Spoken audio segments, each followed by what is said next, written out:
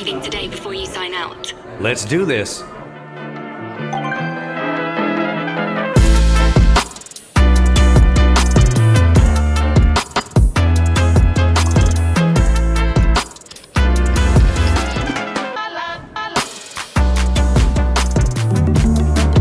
Hey. Got it! Leaving it to the last minute.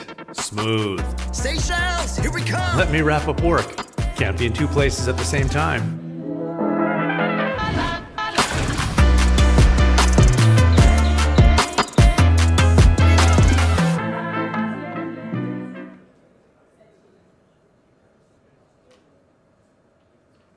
Good evening, ladies and gentlemen. Welcome to the Economic Times Conversations. Today, we are delighted to host Sam Altman, CEO of OpenAI and the founder of ChatGPT. Sam is one of the most influential voices in Silicon Valley and now the center of all conversation around AI. In conversation with Sam will be Satyan Gajwani, Vice Chairman of Times Internet Limited. But before we begin, a note of thanks to our partners.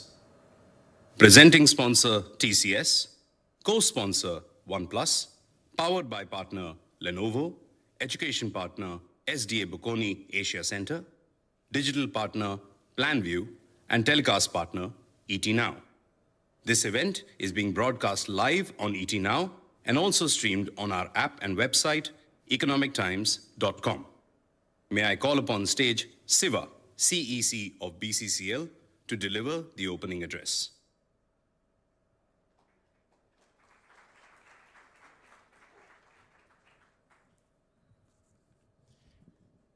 Good evening and welcome. I always had wanted to write poetry, but soon, not like yours. So I got the chance to speak at the stage today, so I'm going to read out a poem. In the realms where dreams unfold, amidst the wonders yet untold, there resides a visionary, bold Sam Altman, his history to be told. Through Sam's vision, Gen AI did thrive. From deep neural networks, it arose a symphony of intelligence nobody knew. And so this saga continues to unfold, Sam Altman and Gen AI, brave and bold. A tale of innovation, untold and true, a testament to what humanity can do. Well, none of you seem to appreciate this perfectly composed and rhyming poem.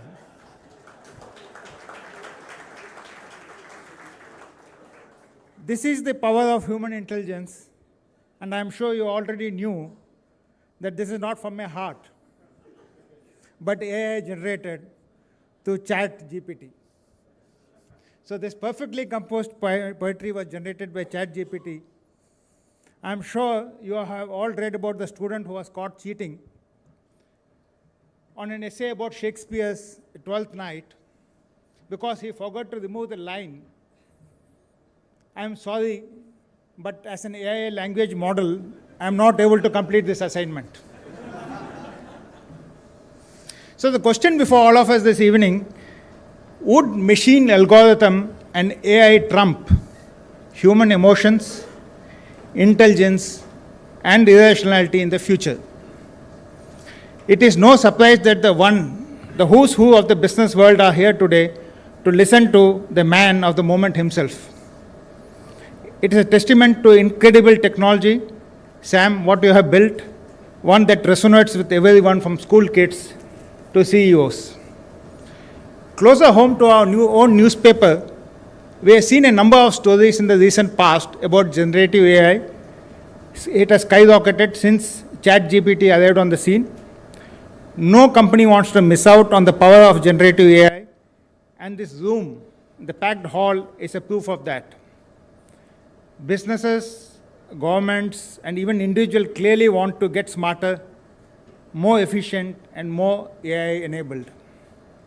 What ChatGPT has done is that it has made artificial intelligence accessible and into something that isn't intimidating or technical but enjoyable and informative, while also being resourceful and entertaining.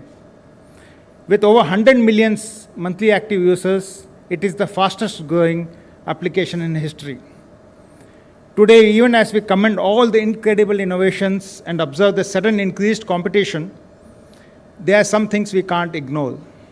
It is true that the very pressing need for accountability, responsibility, and regulation, something Sam himself has been very vocal about. India is uniquely poised because it is the largest, most diverse demographic of the world. A technology like this can be both transformational and also disruptive. India has the formidable challenge of providing jobs to millions entering into the workforce every year. And as per Goldman Sachs research, which suggests that AI can replace the equivalent of 300 million full-time jobs. Our own publications have reported that the challenges that come with generative AI in the realm of fraud, scams, deep fakes, misinformation, manipulation, and more. Equally, it is possible that the power of AI is harnessed for the good of humanity. For the moment, even amidst all these risks, we have much to celebrate, and we shall. Thank you for being here, Sam. It is a delight to host you. Maybe the poem was from ChatGPT, but the rest of what I spoke is from my heart. And no matter how much technology progresses, my firm belief is that human emotion and intelligence will always trump machine algorithms. Over to you, Sam and Satyan. Thank you.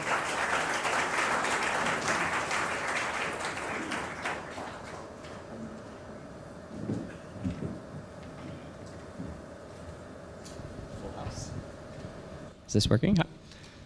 Hi, everyone. Thank you for joining. And of course, the man of the hour, Sam, thank you for joining.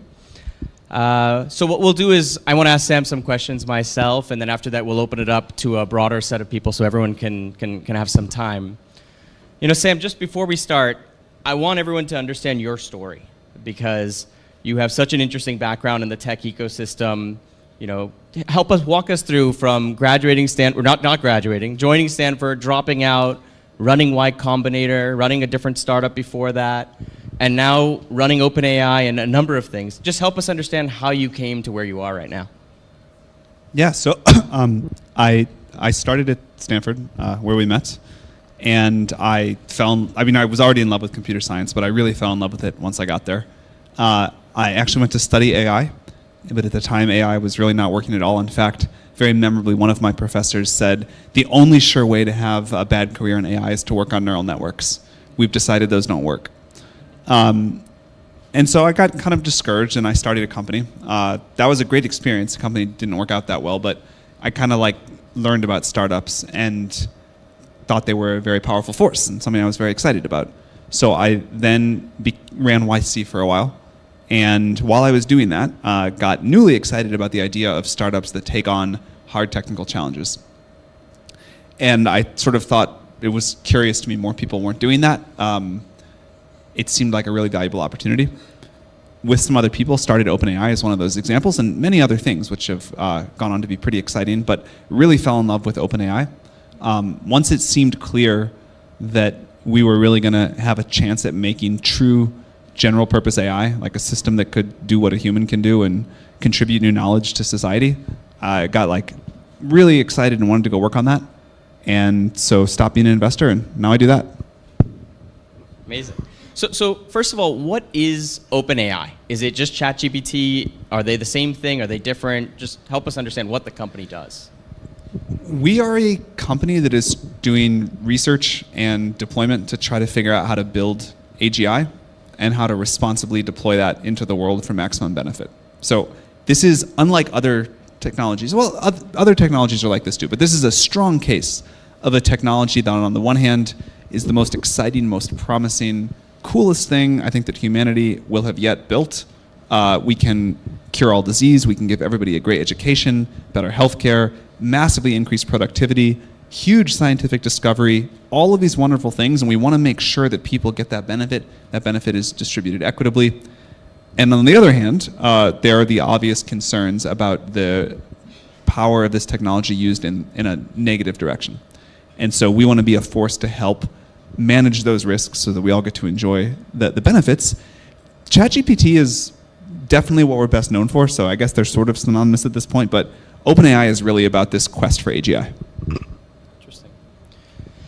So help us understand, I mean, all of us have played with it, right? We have poems getting written by it, we've all asked it fun trivia questions to learn answers, but help us understand, you know, without a doubt have a better understanding of how it's getting used all around the world in all sorts of different industries, vocations, reasons. Talk to us a little bit about some of the most interesting things that you've seen. Like, for example, what's the most surprising use case of some of the technologies that you guys have built that you've seen recently? So the main thing I would say that's interesting about it is its generality. There's a lot of other systems that can go do this thing well or that thing well or this thing, and you know, in many cases better than ChatGPT. Some not, like there's probably not a AI that can write a better poem or whatever, but you know, other categories you could find something that's maybe better.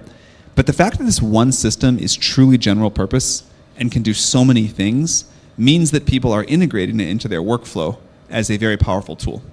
And so the same thing that can help you write computer code, one of the areas that we've seen the biggest impact is what coders are using this for, doubling, tripling their productivity. You know, there was a paper that just came out that when Italy temporarily banned ChatGPT, developer productivity like fell in half on like a fairly big study. But it can do that. It can also, you know, help you find information. It can help you write a poem. It can help you summarize documents. It can translate things. And people are using this, which we hoped would happen, as this sort of super assistant that just makes them more and more productive. And it's that generality that I think is the coolest part. So with so much ability that maybe even you guys haven't even thought about how people are using it when you developed it and launched it, I'm sure you've seen a lot of interesting use cases right here out of India itself. Can you tell us something, or just give us an example of something you've seen that's really inspired you, that you've seen come out of the Indian market?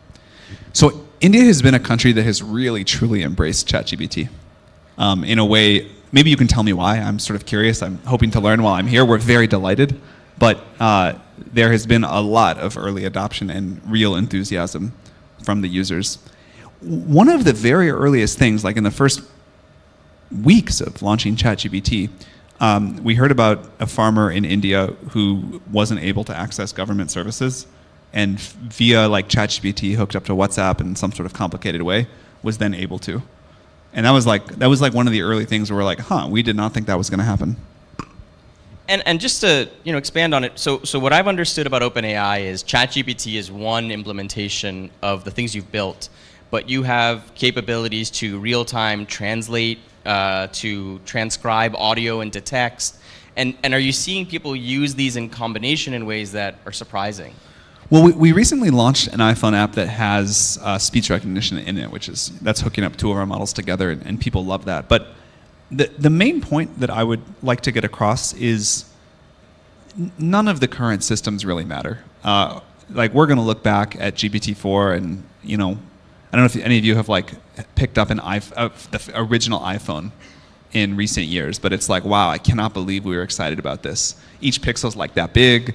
It just feels like this like incredibly antiquated thing. The curve here is going to be much, much steeper. And what the systems are going to be capable of in the not distant future, we think, is going to be very dramatically different. So this is like a system that I don't even know what this is like the old first like grayscale Nokia phone that looked like a little candy bar. And the iPhone 14 is coming. So what I would say is it's a mistake to get too focused on the current systems, their limitations, their capabilities, the impact they're having. The thing that matters here is we are on an exponential curve, truly. Two big miracles, I think, in the field. Number one, we have an algorithm that can genuinely, truly, like no tricks, learn. And number two, it gets predictably better with scale. And that, we're going to look back, I think, on those two realizations as a turning point in human history when you put them together. But what it means is that the rate of progress in the coming years, the capabilities are going to be significant. So it's totally cool that ChatGPT can write that poem, when a future system can like cure all disease or help us address climate change or radically improve education or make us all like 10 or 100 times more productive at what we do, that's quite impactful. It's amazing. Now, let's flip to the other side of this, because there's no doubt there's incredible power in this technology, and with that comes challenges. I want to play a clip. Maybe you guys can put on a clip of something I recently heard Sam speak somewhere, and we can talk about it a bit. Could you play the clip, please? Hi, my name is Sam, and I'm happy to be here today. Thank you all for joining. I also wanted to say that the gentleman on stage with me is incredibly good looking. And I also want to say that you should be very careful with videos generated with artificial intelligence technology. Okay, so you didn't say that recently. Clearly that was just a ploy here, and thank you, by the way. It was very Totally kind. agree with that part. But nonetheless, I think it raises a real question, right? When this video, if you look closely, you can see the lips aren't perfectly synced, but like you said, this stuff is only going to get better and exponentially better. Fundamental questions are on authenticity. What's real and what's fake? How do we handle that? Yeah, so that was like deeply in the uncanny valley. It's very strange to watch, but we're not that far away from something that looks perfect. And there's a lot of fear right now about the impact this is going to have on elections and on our society and how we ever trust media that we see. I have some fear there, but I think we're actually going to, when it comes to like a video like that, I think as a society we're going to rise to the occasion. We're going to learn very quickly that we don't trust videos unless we trust the sort of provenance. We'll have techniques like watermarking detectors. More than that, I suspect at some point, if people are saying something really important, they'll cryptographically sign it. And web browsers or phones or whatever will build in some ability to say, okay, this is authentic. But that part we can all adapt to. Like, we did this with Photoshop. There was a period of time where people thought if you see an image, it's got to be real. We learned, we're like, okay, that thing is Photoshopped. It happened quickly. Videos like that, society will build antibodies quickly. But there's a related thing that I think is getting discussed less, which is not the ability to generate mass media like that, but customized one-on-one interactive persuasion. And I think people are going to be able to create AIs that are very good at this. So it won't just be like, I'm watching a video of you, but it'll be like, I'm chatting with you back and forth, and it's like the most interesting, compelling conversation that I've ever had that's like affecting me in ways I don't know about. And that's a new thing. That's different than just generated media. Again, I think we'll find a way to build societal antibodies to it, but I don't think it's discussed as much, and it's going to be a challenge. I also want to talk about jobs, because the natural fear is AI is going to make us redundant, particularly in markets like India, where we have so much of a workforce, and a lot of it is oftentimes doing somewhat rote work. Should we be worried about this? I mean, does this affect societal disruption on employment and capitalism and all the things and how we've been running? I mean, to some extent, yes. Every technological revolution leads to job change, and this will be no exception. I guess 3 thoughts. Number 1, job change itself is fine. If you kind of look at the history of this, in 2 generations, we can kind of adapt to any amount of labor market change. And there's new jobs, and the new jobs are usually better. And that's going to happen here, too. Some jobs will go away. There will be new, better jobs. They're difficult to imagine as we sit here and dream about what the future is going to look like. The thing that might be different about this is the speed with which it could happen. And I think it will require a change to the socioeconomic contract and the way governments think about this if it happens at a very fast pace. The second thing is it's not going the way people predicted so far, and I don't think it will in the future. So the current systems are actually not very good at all at doing whole jobs. They're very good at doing tasks. And so the nature of the job, if you're, say, a computer programmer, to stick with that example, shifts to you kind of like manage a team of extremely, extremely junior developers that can only do one 1-minute task at a time. And then someday they'll do 10-minute tasks, and then they'll do an hour task. But you'll still have to think of like, how is this all going to fit together, what I want to build, and maybe eventually it learns that too. But this idea that instead of replacing jobs, it's making people dramatically more efficient, and there is such a demand overhang in most places. You know, if we can overnight make the world create 3x more software because we make every software developer 3 times more efficient, that is not nearly enough. That does not nearly fulfill the demand the world has for software, and I think we'll see that in many other places. Another example of this is that the consensus, not the consensus, the like absolute belief of experts around the world 10 years ago. First, AI is going to come replace the physical labor jobs, so truck drivers, farmers, factory workers, real trouble. Then it'll come for the sort of easier kinds of cognitive labor. Then maybe eventually like computer programmers, even a mathematician. And then, you know, way in the future, or maybe never, because maybe it's like magical and human, the creative jobs. And of course we can look now and say it appears like it's going exactly the other direction. But that was like really non-obvious, certainly to us. We started thinking we were going to build robots. And it still, in some deep sense to me, seems like it should be much easier to make robots than it is to make GPT-4. But here we are. I think with other job impacts, it's just going to be surprising. But I think the world will get way wealthier. We'll have a productivity boom, and we will find a lot of new things to do. You talked about robots, and you know we've talked about sort of the real practical likely disruption that we're going to see because of AI. But we also have to talk about that 1% like extinction risk, or that robots are going to come and take over our lives. How do you think about that? I mean, you have actually been probably more so than the average person cautious about this. And for us, we kind of think of it as sci-fi, kind of like in the realm of not really realistic, but interesting to talk about.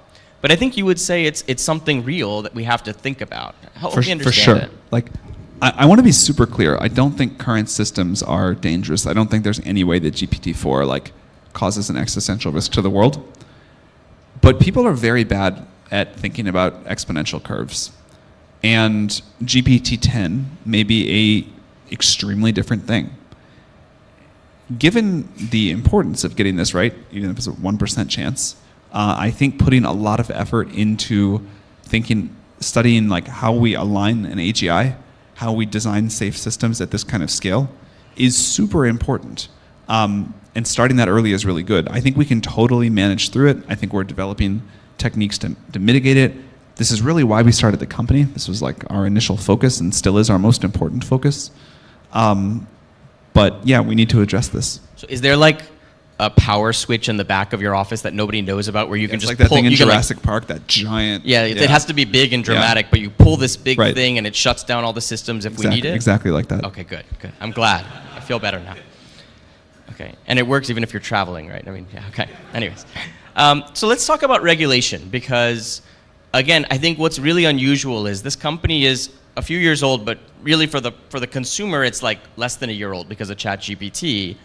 And yet here you are traveling the world, meeting leaders globally to talk about the importance of regulation. And not only are you doing that, you are probably one of the most vocal people saying we need it. And not one of those, we'll regulate ourselves, leave us alone type of things. You are saying governments need to step up, understand this, and get involved. This is very weird. This is not like how most startups operate. What's going on? Well, again, we started the company because we were nervous about AGI risk before people even talked about AGI. And now I think part of the reason we deploy systems is so that people confront the technology, feel it, understand the risks, the benefits, and now a lot of other people are also very excited but sharing the concern.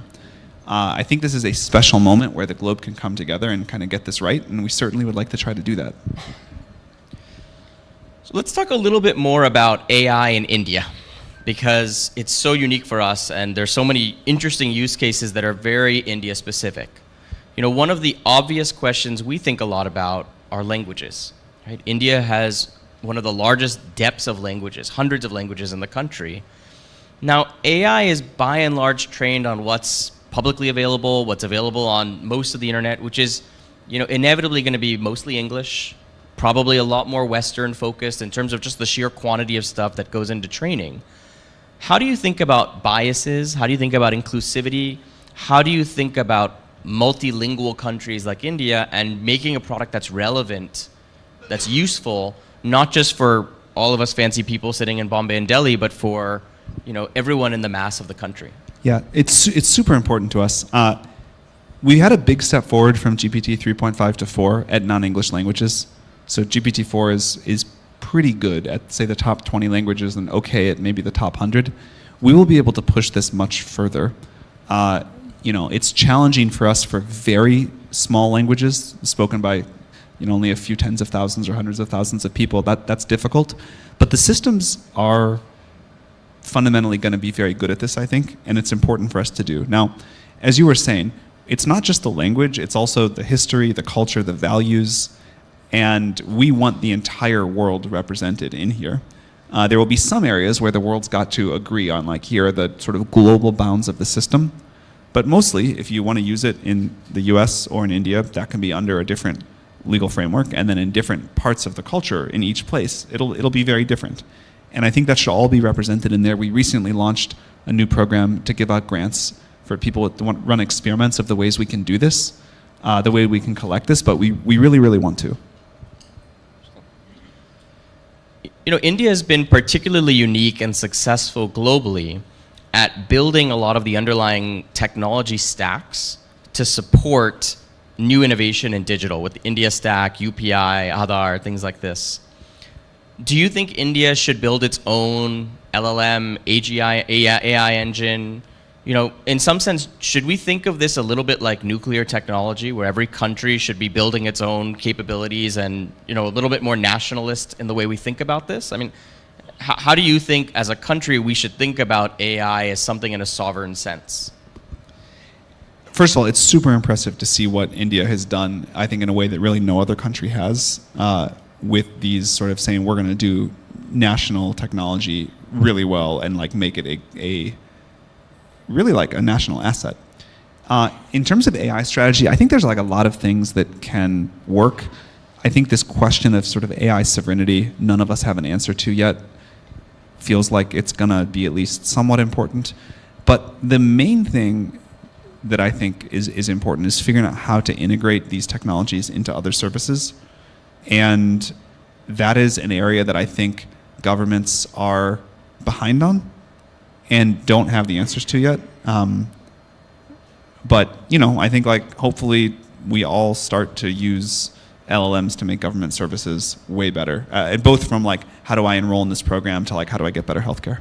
But if you're in the Indian government, should you be we need to set up a team of crack engineers to build our own OpenAI?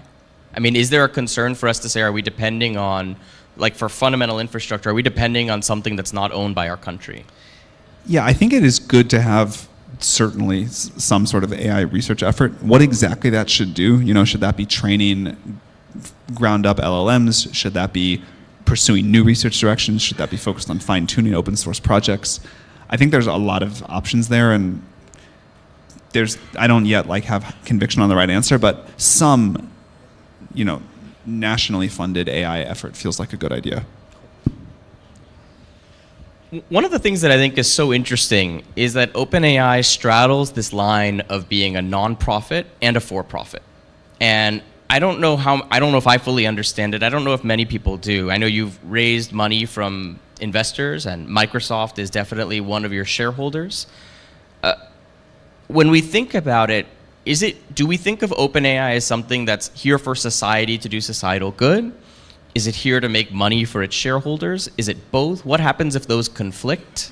How do we think about that? We're definitely here for the societal good. That's super clear, and that's why we put up with all this complication in our structure. So what is the structure? Can you help us understand what exactly does it look like? Yeah, so there's a nonprofit that has a board that governs this thing that we call a capped profit, where our investors can make a certain return. But if we ever need to make a decision that is in favor of societal good but not in favor of our shareholders, we're set up to do that. Interesting. And one of the most controversial things I heard was that you don't own equity in OpenAI. Why is that? What's going on here? I mean, it started just as sort of this quirk of our structure where we needed non-conflicted people on the board who didn't have equity, a certain number of them, a certain percentage. And then I kind of just never got like I forget about it until it comes up in something like this. But I don't think it's like a particularly noteworthy thing. Like I made a ton of money early in my career. I actively invest, so I expect to make a ton more. I get far more value from, even like personally, selfishly speaking, I get far more value from like all of the other sort of benefits that come from running OpenAI. I get a very interesting life than I would from more money. But most of all, like I just believe that this is going to be the most important project of our time, and I'm super grateful to work on it. If you need me to like send you reminders to keep up on it, I'm happy to do that. Just let me know. Yeah. So look, a lot of people have flown in here from all around the country to come hear you, and while understanding all this theory about AI is cool, help us do our jobs better. I wanted to put you in a couple roles and tell me, okay, you are now the CEO of a hospital in India. What should you do? And not theoretical, go hire a couple people, help me do my job better, be my AI for a second here. One of the things that we have heard from a lot of doctors is that they're using ChatGPT with GPT-4 to help come up with new ideas for tricky cases. So, input the symptoms, maybe the test results, say, I can't figure this out. What are some ideas for the differential diagnosis? And in many cases, getting great results back. Awesome. Now, let's say you're running a bank. What do? This is like rapid fire. No worries. We're all taking notes to do our jobs better here, right? Like a sort of traditional like bank branch on the street, that kind of bank, not like an investment operation? Yeah, like a bank, like a traditional bank that issues credit cards and checking accounts and all that stuff. I think I would try to just like, on a very brief little side journey of my career, I once like helped build a mobile banking app, and On the side. No, it was like Okay. Yeah, whatever. I still think the consumer experience of banking is terrible, and a lot of it could be replaced by like chatting with an LLM. That's interesting. Let's say you're running a university. You're a chancellor. I mean, we've all seen how ChatGPT can definitely affect the education experience. Now, let's say you're running a university. Yeah, that one I think is pretty clear. I would just like go redesign the education experience. I would have the equivalent of like personalized tutoring, interactive textbooks. I would integrate it into like all parts of the learning process. Okay. Now, just totally theoretically, let's say you're running like a large news media company. Real tough. In like a market like India, like just as an example, what would you do? And let me just get my pen real quick. But what would you do? Just tell me. One of the things that there's been a lot of controversy about whether this is going to be good or bad for the publishing industry and news in particular. One of the things that we've heard from journalists and reporters who are actually using the product is that it helps them do the boring parts of their jobs better, and they get to spend more time reporting, talking to sources, thinking of ideas. And so I think I would just like encourage everyone to just start using it. Interesting. And now let's say you are the ministry in India responsible for overseeing technology, AI, etc. What would you do in that situation? Like, what would you be doing today as a regulator? I would say, we have the G20 coming up. India can play like a huge role here in global conversation about what this sort of international regulatory thing might look like, and we are going to really focus on that between now and September and make sure we prioritize that. Interesting. Can you tell us something that you haven't told other people about what's coming from OpenAI? Like maybe just some insider information that we could use in some form? We kind of tell people what we're working on. Like, it's going to get smarter. It's going to get multimodal. We're going to try to like teach it to generate new ideas, help us like discover more new science. We're going to reduce hallucinations. We're going to give users like more control, so no one feels like it's biased, or at least it's biased in the way you want it to be biased. We don't have like a lot of secret plans here. I think always as a company, to our strength and weakness, we just sort of say what we think and what we're going to try to do. It's amazing. Now, one of the most amazing things about you, Sam, is that you are running what is going to be one of the most impactful companies in history. Whenever people say impactful, they leave out whether it's going to be a good or a bad impact. That is a very purposeful leave out, because we don't know, right? But you're going to shape the world with this. We know that.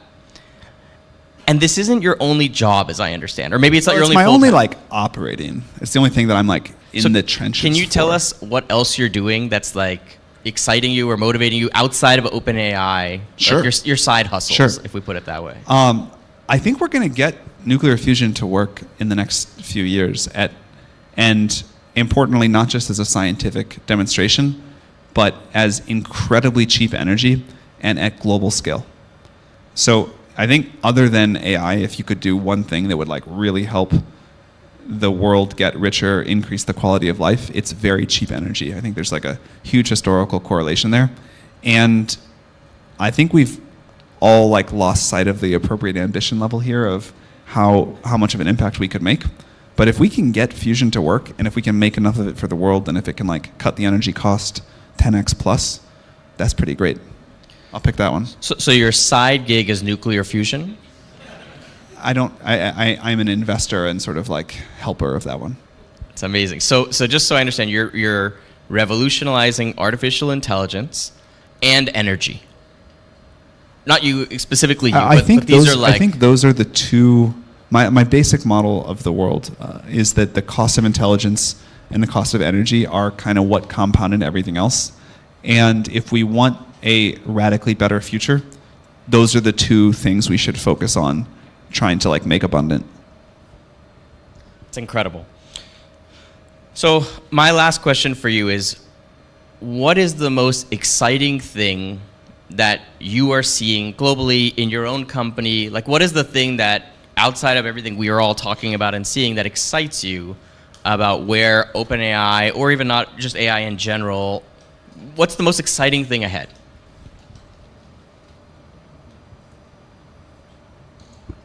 I mean, I think it's this generation of new scientific progress. If these systems can really contribute additional understanding of the world, better technology, better science, that is like the sustainable way that the world actually gets better and that the quality of life increases. We're not there yet. It might be soon, it might take a while, but I believe we are going to get there. And that will, I think we all underestimate that. It's amazing. Sam, thank you so much. Thank you. To be clear, Sam asked me to talk less and to open it up for you all to ask more. So first, I just want to say thank you, and everyone please give him a real round of applause for coming here and being so open.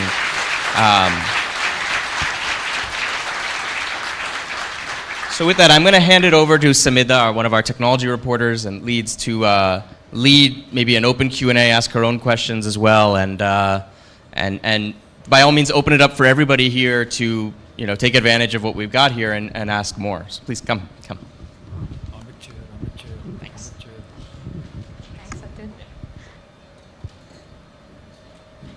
Okay, so Sam wanted. Okay, do I have a seat? Great. So Sandhini from OpenAI, if you can join us.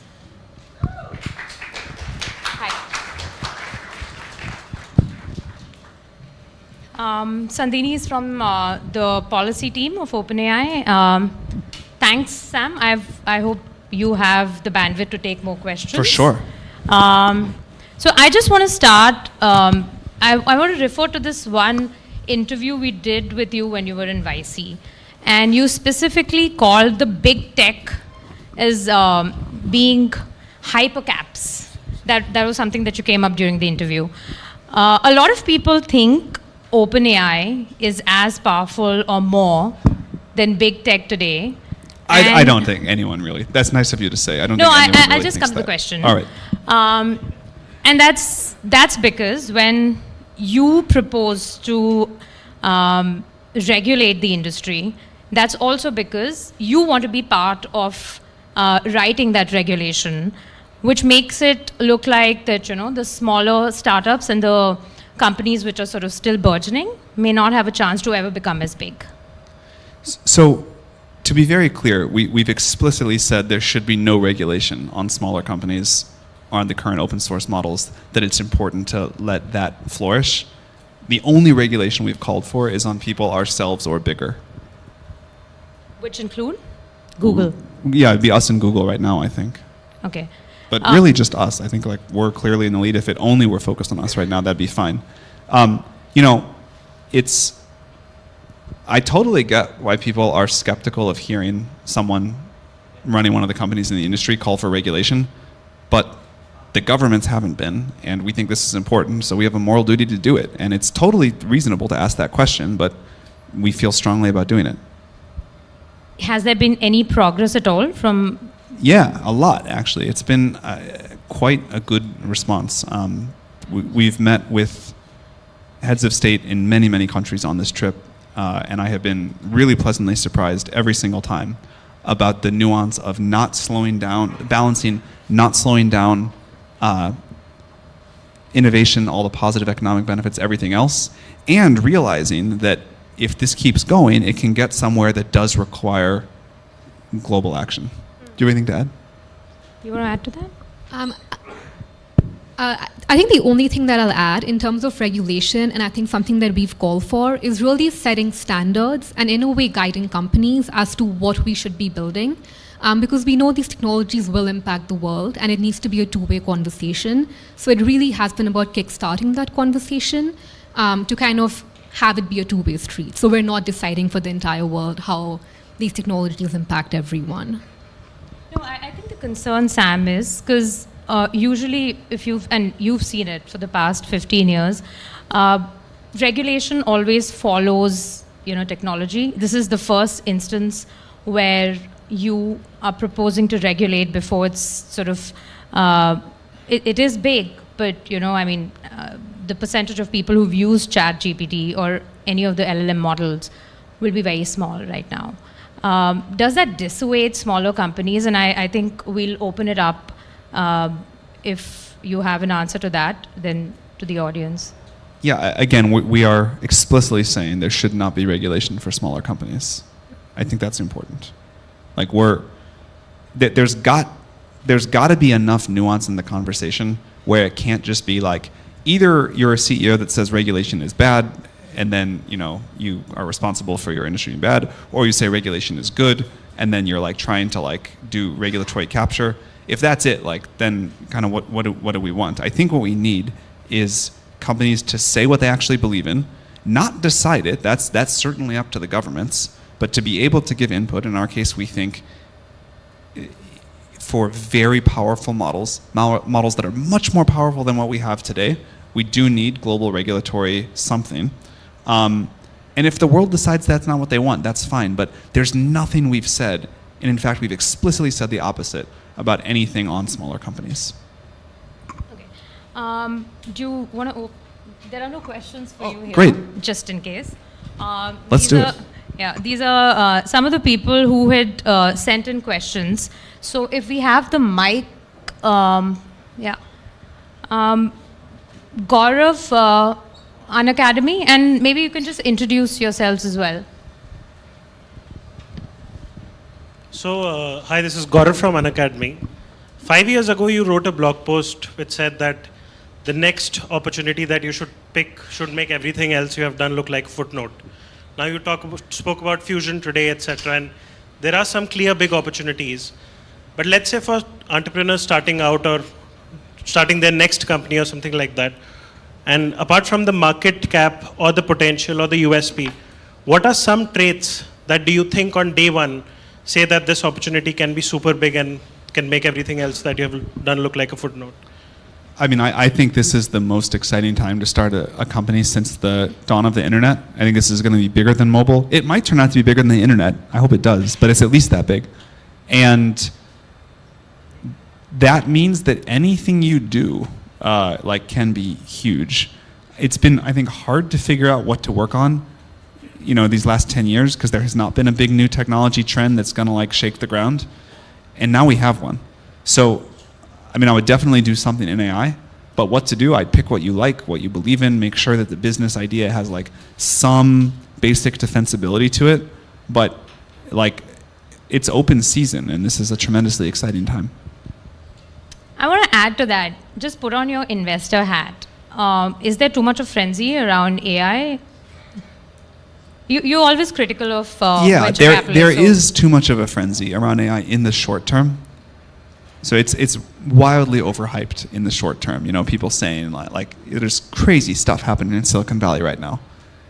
but I think it's still probably underhyped in the long term. If we really do, we might be wrong. We might hit a wall anytime.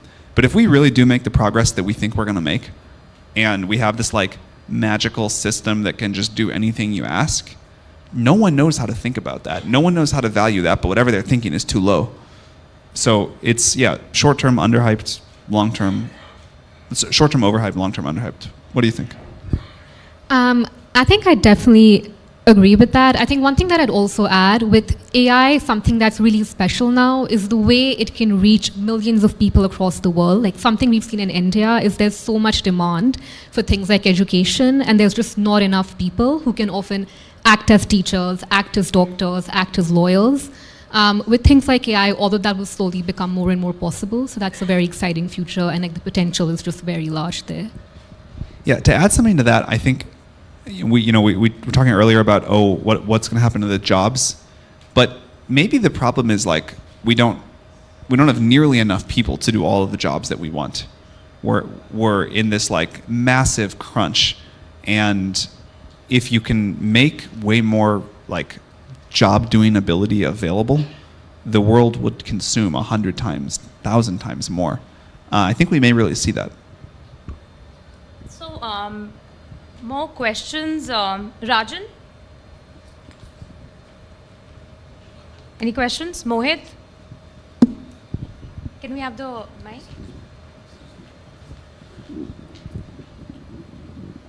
Hi, Sam, Rajan, here from Peak 15 Partners. Still yesterday was Sequoia Capital. Peak 15. I got some questions for you. Yeah, I know. You're on the hot seat today, not me. Sam, can you just going to startups? I mean, as you know, we've got a very vibrant startup ecosystem in India. Specifically focused on AI, are there spaces where you see, let's say, a startup from India building? You can build on the models, be it ChatGPT and many others. But if you want to build foundational models, how should we think about that? Where is it that a team from India, 3 super smart engineers with, not 100 million, but let's say 10 million, could actually build something truly substantial? Look, the way this works is we're going to tell you it's totally hopeless to compete with us on training foundation models. You shouldn't try, and it's your job to try anyway. And I believe both of those things. I think it is pretty hopeless, but. My name is Ajay Chaudhary, and I founded HCL. The question I want to ask is, Ray Kurzweil and others have been talking about, achieving singularity in, let's say, year 2045. With the kind of exponential growth that your products are going to do, is it going to be a much earlier than 2045? And what's your estimate? Sandini, you want to go first? I can take that question maybe for Sam. So I'd say timelines, that's something we discuss a lot at OpenAI. Different people tend to have different timelines for when they think that'll happen. I think the thing that you're mentioning around singularity though, and some of these sort of more existential risks and existential opportunities even perhaps, where I think right now where we are and where we really need to think about is how do we really measure it? How do we really evaluate it? So we're in a place that we don't even have that right now. So I think that's the starting point when we can maybe start to get some more structure around these abstract ideas. But in terms of timelines, people can have their own sort of estimates, and that can really vary a lot. I think we're getting close enough that the definition of the term really matters a lot, and people do have very different definitions. What I would say is we need to plan for a world in which 10 years from now, we have something that is a very meaningful contribution to all of the cognitive ability of human civilization. Maybe as much, maybe more, maybe less, but an important fraction. And, singularity or not, that is a very different world. Kunal. Yeah. Mike? Oh. Hi. Can I? Sorry, okay, Prasoon, go ahead. Yeah, okay. I'm Prasoon. I'm a creative professional. I was just thinking while you were talking, and I think a lot of new thoughts coming to my head. One of the questions I have is that, there is something called creative satisfaction to an individual with the creation, the tactile sense of it. And if the distance and degree of separation starts increasing and the tool becomes so overpowering that it takes away the belonging to the product. It can happen to any job actually, that the one who's doing the job sees himself or herself very distant from it completely, and it almost the creation creating itself. So what happens to this individual satisfaction which is related to jobs or creation or any of these things? Would it become self-sufficient in its own way, and then the two lower powers you? I think what happens when you give people better tools is they do better things. They do more impressive things. The floor lifts up, the expectations lift up, and if I feel very lucky and like very grateful to all of humanity that's come before me. Everyone's built the things that I use, but I would not be able to do what I do, and neither would anybody else in this room, without a gigantic tech tree of technology and better tools. But without the transistor, without the operating systems that people figure out how to do, without all of the work that enabled for the next step, without airplanes that let me come here and talk to you, none of this would happen. And so we build better and better tools that abstract more and more, but we still find quite a lot of fulfillment, and we operate at higher and higher levels. And I think that's just going to keep going. I think human creativity, the desire for status, fulfillment from work, wanting to like contribute useful things back to the world so other people someday get to build on our stuff, like that's not going anywhere. The sort of expectations are just going to go up. I think Kunal had raised his Sam, two-part questions. You can choose to answer one or both. What have you, after doing AI for so long, what have you learned about humans? And what do you think is your understanding of humans after doing AI? And if you could be in trenches and build 4 more companies, what would these companies look like? What have you learned about humans, so I can think about it for longer? Sorry, sir. Oh. Yeah, no, I can go first. That's the amount of time. Man. So one is I grew up implicitly thinking that intelligence was this like really special human thing and kind of somewhat magical. And I now think that it's sort of a fundamental property of matter. And that's definitely a change to my worldview. I think kind of like the history of scientific discovery is that humans are less and less at the center. We used to think that like sun rotated around us, and then maybe at least we were, if not that, we were like going to be the center of the galaxy, and there wasn't this big universe, and then multiverse like really is kind of weird and depressing. And if intelligence is special, like again, we're just like further and further away from like main character energy. But that's all right. That's sort of like a nice thing to realize, actually. I feel like I have learned something deep, but I'm having a hard time putting it into words. But it's like something about it, even if like humans aren't special in terms of intelligence, we are incredibly important. I won't have the consciousness debate here, but like, I think there's something strange and very important going on with humans, and I really deeply hope we preserve all of that.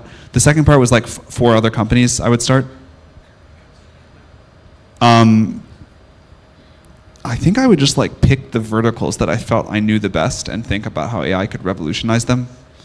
So maybe the meta answer is I should be like thinking about how you use AI to make a better, faster AI company.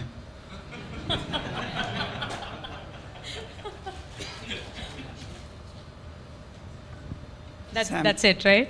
Yeah. Okay. Yeah. Can we get people from the back? Yeah, VC. I've got many questions. I didn't want to take over from the incredibly handsome guy in the room, but many questions. One is, I really liked what you said in Abu Dhabi. I've been reading about your various speeches around the world. That seemed the most important, about it being regulated like atomic energy. So could you explain that more? Because that seems extremely important to regulate. Harare has been making negative remarks or cautions about AI. Mainly what I've understood, he says, think of AI in the worst politician that you have in mind. He obviously meant, without naming, the typical warring dictators. The next question is, are you able to share what you had a conversation with the Prime Minister? And coming to human aspects, I had the great opportunity of also meeting Kurzweil at Google. And the most incredible thing he said, and it stayed with me, please explain that. I met him 8 years ago, and even then he said, we're able, through AI, to make classical music equal or better than the greatest masters. The frontier will be when we make AI or robots capable of love. He was very serious about this. And I haven't read much about this, as if it was his own personal passion. Has this aspect of humanity, which I hope competes with intelligence as an aspect of man, progressed? That AI will make something like a robot capable of greater love than man and dog, man and wife, father and son. Is that progressing? So on the IAEA, yeah, basically we think, and we're not sure if this is the best answer, we're kind of contributing one idea of many good ones to the global conversation. In the same way that we say, you know, nuclear materials provide some real danger, some real benefits, but they affect all of us, they affect the globe. Let's have a system in place so that we can audit people who are doing it, we can license it, we can have safety tests you have to pass as you're training these systems before you deploy them. There's visibility for regulators. I think that's an important idea. We have been very pleasantly surprised by how much enthusiasm there is for it from around the world. And, you know, maybe someone has a better idea, which would be great. I had dinner with Harari a couple of nights ago. We talked about this in Tel Aviv. I do think there's a lot of like very sci-fi concerns that are pretty far out there and probably will turn out to be quite wrong. But this idea of misuse by a dictator using it to oppress people is a very scary thing, and that's not super far away. So I think we need to, and we spend a lot of time at OpenAI thinking about this, I think we need to build these systems in a way to address that risk. And I think it's going to be a very complicated global geopolitical challenge. The Prime Minister, we're going to see tomorrow. Schedules got shifted around, but really looking forward to doing that. And I hope that we don't all fall in love with robots. That would be deeply depressing. What I hope happens is we are all the best versions of ourselves. We all can like figure out how to be better. These systems can like help us as coaches, as maybe like therapists in the future, as sort of like guides and assistants, and make us more present for each other and treat each other better. And I really believe that can happen. But the like all fall in love with the robot thing, I'm okay with the good classical music. I don't really want that future personally. What do you think? I think on that, I'd also say it fundamentally gets to some questions about like what you believe AI can and can't do. I think it's still a debate whether AI models can feel emotions either now or ever. So definitely not settled. Will again play into how we even measure things like that. So definitely an ongoing conversation right now. Yeah, Alessandro? Yeah. Sam, Alessandro from SDA Bocconi School of Management, the Asia Center. Education. So you talked about education, and indeed it is already it's helping a lot. But I'm looking at it from the other side. You said that it will generate a lot of new jobs. We will all be more productive and gather different jobs under ourselves. So what do you think are the skills that we should be teaching for the future managers to nicely manage this GAI in order, like right now we are teaching about leadership, about strategy, Would it be something like psychology, design thinking, or a mix of everything? Sandini probably has a better answer on this one than me. I'll just add to that. There has been a lot of concern raised about ChatGPT becoming like a therapist for a lot of people. And while it is fine at a very basic level, there have been questions about and concerns about. Yeah, I think one thing that I'll add to that, and then I'll take that question as well, is we actually also in the democratic call for AI inputs have asked that as a question, like should AI models offer emotional support or like psychological help to humans? I think that's an open space and society needs to decide what role AI will play. But I think to that question, I think many of the skills you mentioned, why they're unique is because I think they play into this fundamental aspect of like people skills, EQ, and like long-term planning and long-term strategy. These are three things that I'd say right now AI models, unclear where the growth is and unclear how and when they're going to get there. So those three things I think are like perhaps the key things to focus on right now. These aspects which feel fundamentally human because they rely on these things around EQ, human connection, sort of understanding people. So those areas might be some good areas to focus on. Yeah, just one question to Sam. I think in April sometime, you had said that OpenAI would start training GPT-5, but you stalled it because of concerns raised by Elon Musk and others. No. And it's been a few months, so. No, I didn't say we were going to start training GPT-5, and I didn't say anything in response to Elon. There was a letter that some people signed. We didn't. People asked us, are you currently training GPT-5? And we said, no, we're not current. Again, per my earlier statement, we just kind of say what we're doing. We're not training it, so we said we weren't. That's all. But what's your But stand? it was not like we were started and then that letter came out and we stopped. But is it happening anytime soon? Training of. We have a lot of work to do before we're ready to go start that model. Like these things take a long time. You can see how long it took us between GPT-3 and GPT-4. This is like, it's not like you just like push a button and say, okay, today we launched GPT-5. It takes hundreds of people and a lot of research that happens on somewhat unpredictable timelines. So we're working on the new ideas that we think we need for it, but we're certainly not close to ready to start. And what's your stand on Elon and a bunch of others writing letters wanting to stop any sort of progress to be made on AI? I think a better framework is external audits, red teaming, safety tests. When we finished GPT-4, it took us more than 6 months until we were ready to release it. We did, your team did a lot of work on it, so did many other teams, to get ready to be confident that we could put something out that was safe. But 6 months would not have been a magic number, and we weren't going to put it out until we were ready. And this was a lot of internal work, external work. Future systems may take longer, they may take less long. What I think matters is a set of safety standards and a process to ensure compliance with those. Because otherwise, like, you stop for 6 months and then you know, how do you know if you made enough safety progress? But you're not committing to a date. To a what? To a date. For the next? Yeah. I wish I could tell you. Like, it's research doesn't like work on a calendar.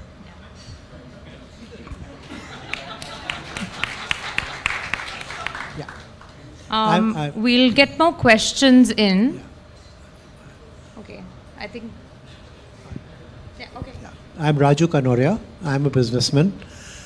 My question to you is that how do you make ethical choices when it comes to using AI? And one example is obviously in case you're involved in an accident in a self-driving car or in a situation which can cause an accident, or for that matter, what you mentioned about medical science, that, you know, in the use of medical science, you can come up with different ideas on how to deal with a disease. But when it comes to ethical choices, how do you think AI will play out in the future? You want to go first or you want me to go first? All right. I think the main thing that I would say, we could talk about any of those specific examples, but the main thing I would say is those aren't OpenAI's decisions to make. We really want to figure out a way that we engage with society and that we democratize the decision making on these trade-offs. So the projects we've launched recently, the funding that we've provided, it's to figure out a way to get the global value system and the moral preferences of people to decide what these systems do. We could go off and make those, and it's like very interesting to think about them, and we have our own opinions, but it shouldn't be like up to OpenAI to decide. And one of the things that I think is so cool about this technology that's different from anything that's come before is this is a technology that can actually learn the collective preferences of the world for decisions like that. Should we take a few more questions, Sam? Yeah. I have the mic here. Should I go? Yeah, Swati. Yeah. Hi, I'm Swati. I'm the co-founder of Cash Karo. We are in the performance marketing space. Firstly, thank you so much, Sam, for sharing everything so generously and being so transparent about everything. I would personally love to know a little bit more about the company culture you've built as an entrepreneur at OpenAI, because it's not just you who's inspired, it's your entire team that is building, creating something that doesn't exist today. So how did you inspire others as well in your team? You should take that one. That's hard for me to. Yeah, I think I can answer something about the company culture. What you're seeing right now here on the transparency around sort of setting this vision and being very open at the company, that's something we actually have at OpenAI. Something that's really good about the company is how all teams can come together and really work together on big ideas together. That requires collaboration, that requires sharing ideas, that requires not being territorial about work and kind of collaborating in this manner.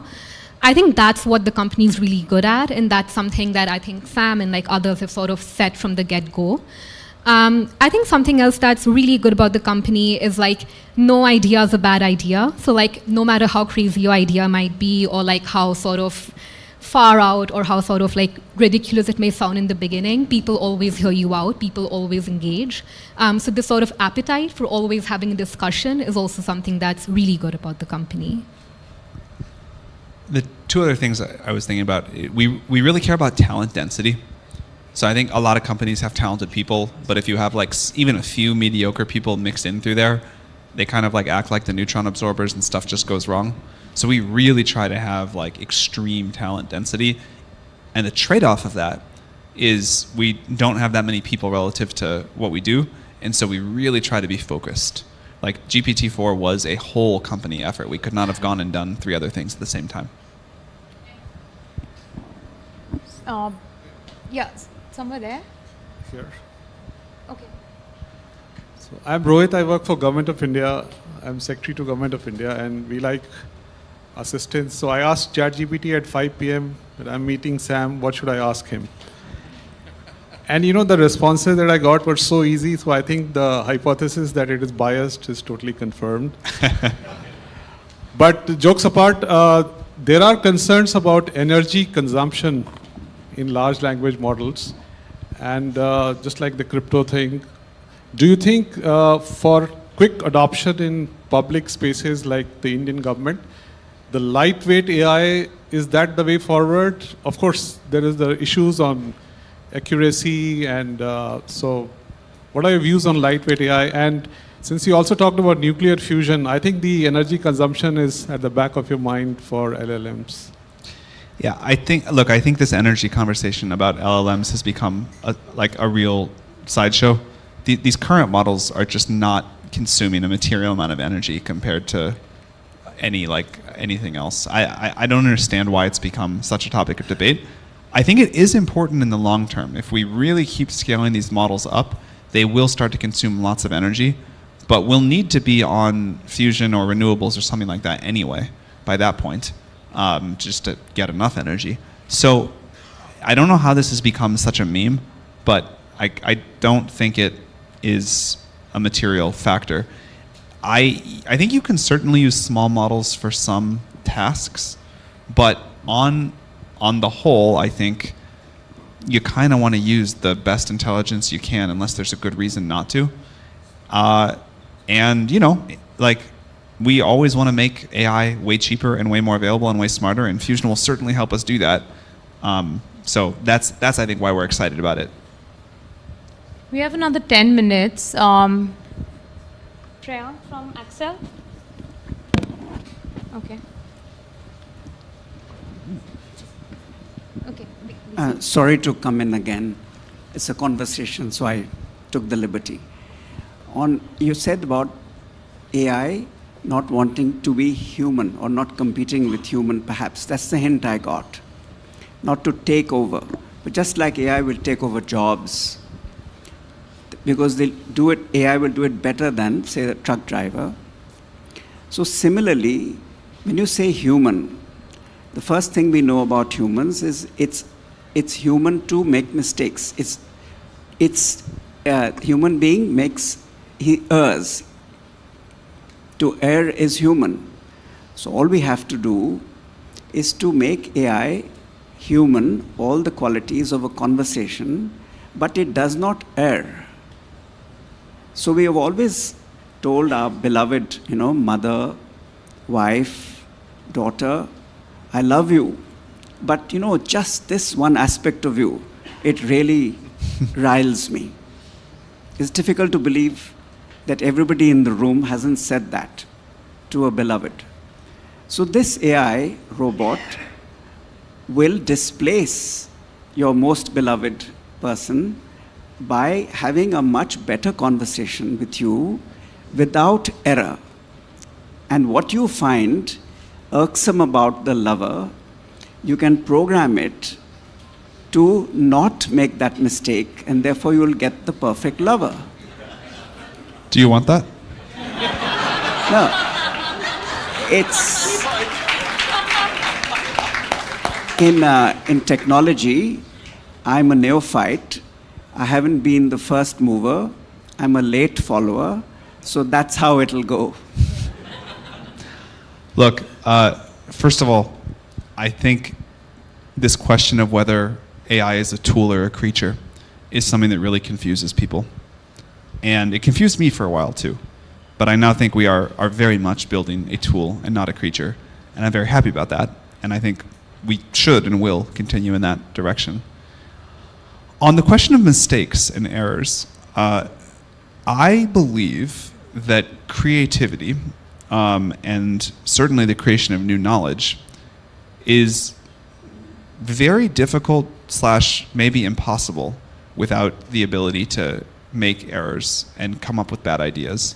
And so if you made a system that was certain to never tell you, to never say something that it wasn't absolutely sure was a fact, I think you would lose some creativity in that process. And I think one of the reasons that people don't like ChatGPT is because it hallucinates and makes stuff up. But one of the reasons they do like it is because it can be creative. And what we want is a system that can be creative when you want, which means, sometimes being wrong or saying something you're not sure about or experimenting with a new idea. And then when you want accuracy, you get accuracy. So I think there's something there. If people want and some people clearly do, if people want to chat with the perfect companionship bot that never upsets you and doesn't do that one thing that irks you, you can have that.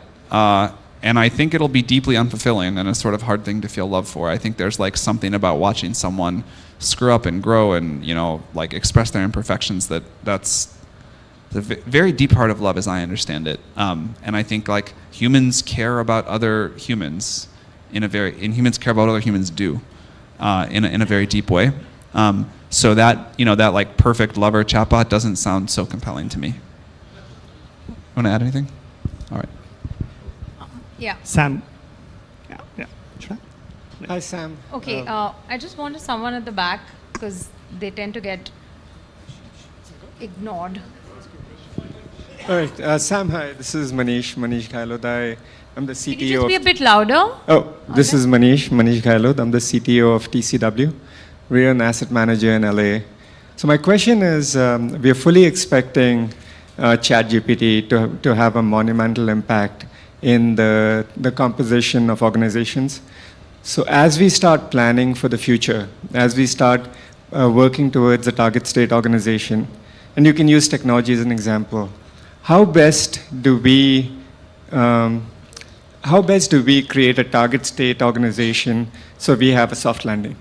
So we have what? A soft landing. Oh.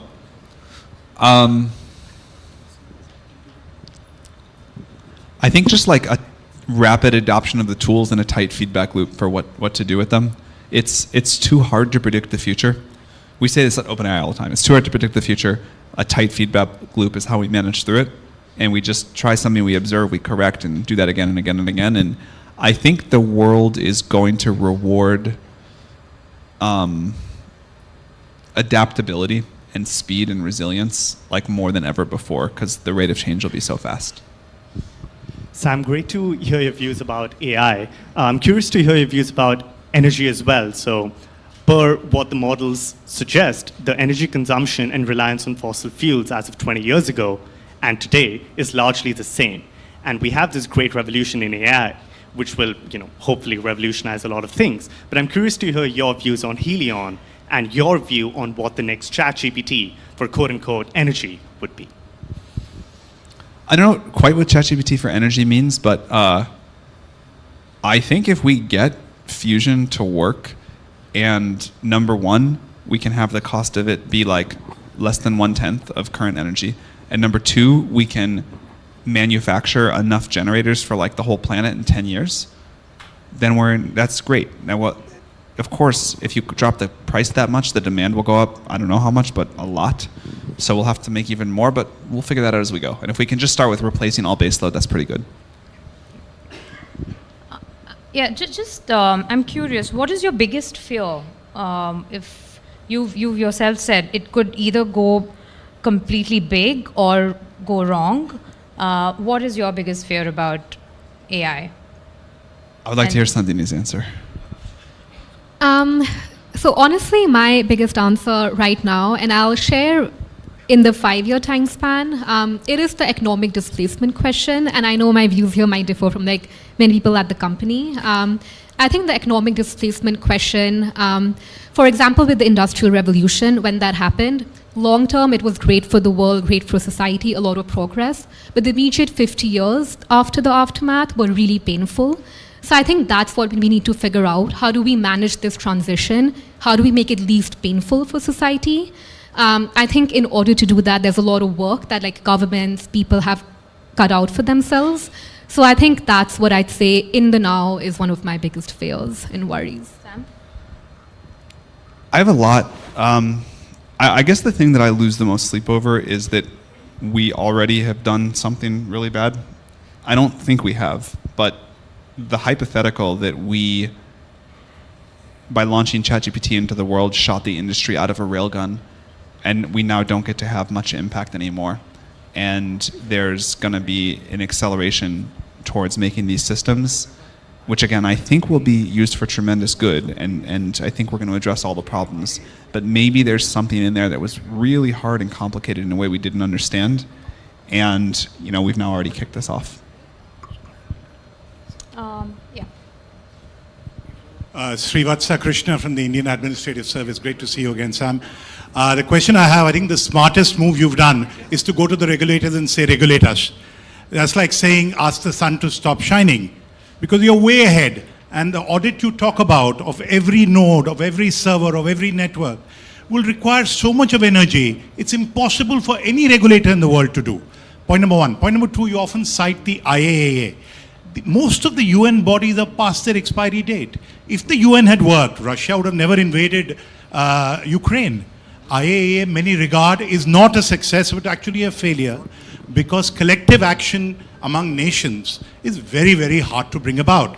So how did you think of this very smart move to get ahead of government? Because government always, almost always, regulates the lowest common denominator. It is not designed to do nuance. Thank you.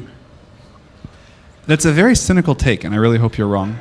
And surely the smartest thing we've done is like create magical intelligence in a computer, like rather than like go to Congress and ask for regulation. I think they're like, I hope, incomparable in terms of the impact or the impressiveness of them. But I totally disagree. I think the world can come together on important things. I think the UN is in bad shape for sure. I think IAEA is deeply imperfect. Let's go do something better. But those are the best analogies we have. And to say like, oh, the governments are just hopeless, so call for regulation is some sort of 4D chess move, it's just like not how we think. This is an existential risk. There's many ways to solve it. If the governments don't get their act together, we will try our hardest to get the companies to cooperate. But we can't control what every company does, and we'd at least like to ask for like the dream world. And if we can't have that, we'll get the companies that want to play ball together and do our best. Hi. We can take maybe a couple of more questions. Hi, Sam. I heard Elon Musk talk about the origin of OpenAI and his role in it. And the argument he was making when he was talking about Microsoft's investment in OpenAI seemed to give the impression that he had an economic claim upon OpenAI of some sort, or that he was heading towards that. Is that completely off the charts? Yeah, I don't really want to get into like an Elon food fight. I like the dude. I think he's like totally wrong about this stuff.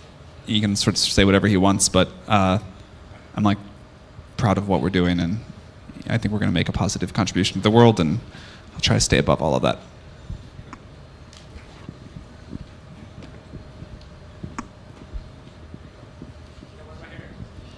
Hi. My name is Shrikant. I run an AI firm called Fractal.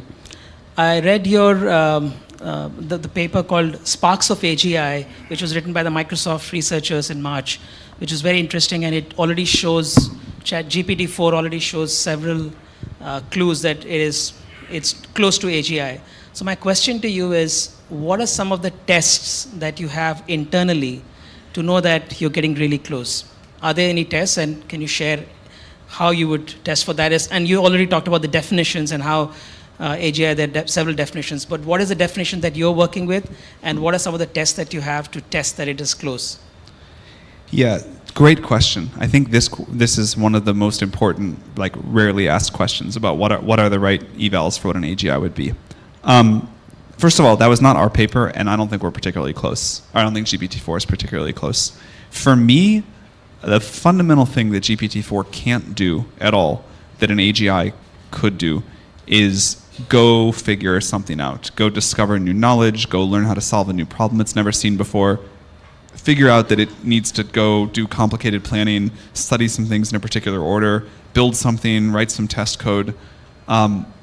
And the tests that I'm interested in, the evals, are all around that ability. There's plenty of other things, you probably have different answers, but that's the one that for me would be like, all right, this is an AGI. Yeah, I think the only thing I'll add to that is we've actually published pretty much every eval we ran on GPT-4. So they're there in the GPT-4 technical report and the system card. Some of the tests that Sam mentioned are currently more qualitative. So they're done by individual researchers running experiments on GPT-4. There's one under the ARC section that we've published, so should be possible to read about it as well. Hi. Hey, Sam. Nitin Sharma, Antler. I have a question about AI with respect to Web3. You're also involved with WorldCoin. A while back, people were saying that AI is a force for centralization and Web3 will take it the other way. As someone involved on both sides, I'd love to get your take. I think AI will be a force for decentralization in a very powerful way.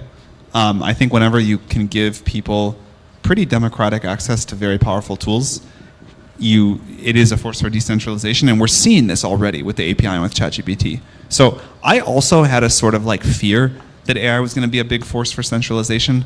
I think without even like being explicit about this, my model was that like there was going to be one super intelligence in the sky that like, we better hope was good and liked us. And now what I think is it's much more like we all have like a bunch of systems that help us be more productive, and you use AI for one thing, I use it for another. You and I are both like way more capable than we were in the old world, but sort of still like doing our thing and amplifying our own will. Just one last question. Yeah. Hey, I'm Cavalier from Zepto. We're actually a YC and YC continuity company, so thank you for all of the work you've done before OpenAI as well. You had a conversation recently with Patrick Collison, and within that, the two of you discussed the problem of not enough founders working on high risk, high reward, very capital intensive, and over a long period, those types of companies and those types of problems. You talked briefly about giving a grant to 100 the smartest people. I'm going to do it someday. I just need to get around to it. I think this is a really good idea. Any other ideas in terms of how to solve for that? I mean, I think there's like a lot of things one could do. And I think maybe the most important is just like I want to keep trying to deliver the message. I'm grateful to other people trying to deliver the message. Just talking about the importance of this and the feasibility of it, and that you actually can raise money and you can get people to work on it.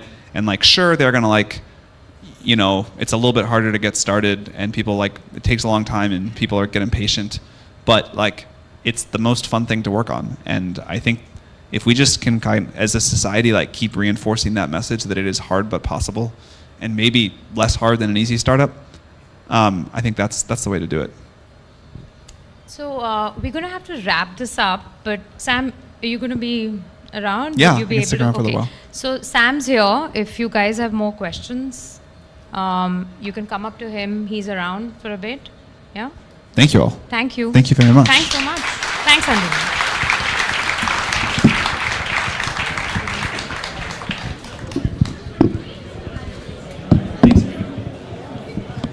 Ladies and gentlemen, that brings us to the end of a wonderful evening with Sam Altman. We thank our partners, presenting sponsor TCS, co-sponsor OnePlus, powered by partner Lenovo, education partner SDA Bocconi Asia Center, digital partner PlanView, and telecast partner ET Now. Please join us for dinner at the Nilgiri and for cocktails served outside the ballroom. Thank you and see you soon.